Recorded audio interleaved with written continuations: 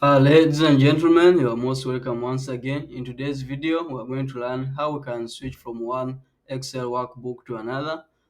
In a previous video, I made a video showing you how you can switch from one tab to another, where I said you press alternate and then tab on the keyboard.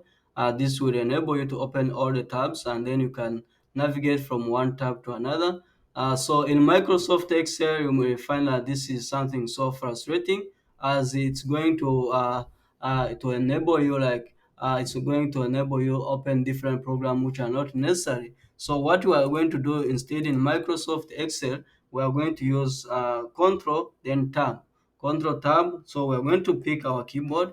This is our keyboard. Then you locate and find where the key for the Control is, and then the key for Tab is. So you're going to press Control, and then from there you also press Tab, and then this will enable you to switch from one book to another. So you can see that now I'm on book 4. This one takes me to book 6, book 4, book 6.